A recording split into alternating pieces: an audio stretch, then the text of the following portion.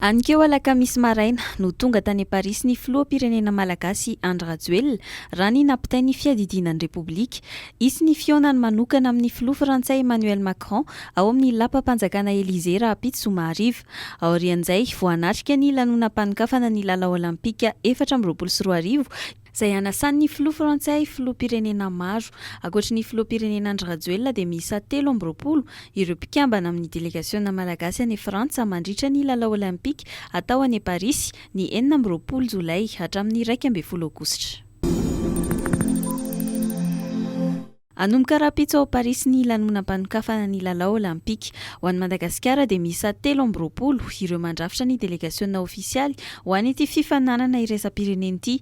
Ankoatra ireo atleta 7 sy ireo mpanazatra 5 dia ahitana filoha federasiona miisa 4, ny minisitra misahana ny fanatanjahantena Valery Ramonjavelo sy teny Randrianasolo Niaiko izay filohan'ny komite olimpika malagasy, Arnelle Randriamanarivo sekretera jeneraly ny komite olimpika malagasy, Jean-Aimé Ravalson izay filohan'ny federasiona malagasy ny badminton no lehiben'ny iraka, Nathalie Randriamalala miandraikitra ny village olimpika, mpanao gazety iray ary Rosa Rakotozafi tale jeneraly ny fanatanjahantena no lehiben'ny delegasiona.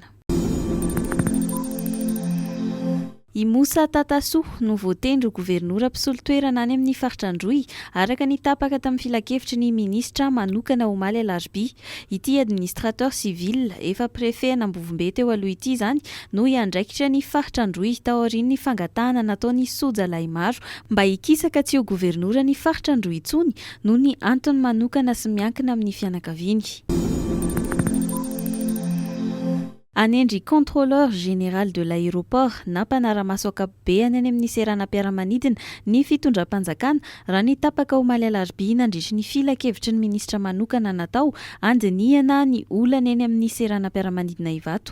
Ity tompon'andraikitra ity no lehiben'ny fampandehanan-draharaha rehetra eny amin'ny seranam-piaramanidina ary iova isaky ny enim-bolana izay olona isahana izany andraikitra izany.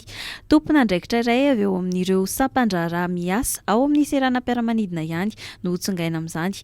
Raha ny tasitry ny filakevitra ministra manokana nandray anjara tamin'ity filakevitra ministra Omaly Alarbi ity avokoa moa ireo ministra rehetra izay miandraikitra ny fampandehanan-draharaha andavanandro sisa raha ny tatitra hatrany. Mbola mitoy ny fahatapahan'ny herinaratra mifandimby eto amin'ny tambazotra iraisana Antananarivo androany alakamisy. Ny atoandro eo anelanelany amin'ny 7 ora maraina sy amin'ny 5 ora hariva ka maharitra ora iray isaky ny fahatapahana no ampiarina izany fahatapahana izany. Noezahana kosa mba tsy hanelingela ny fizotry ny fanadina-panjakana bakalorea ny fahatapahana hoy ny JIRAMA.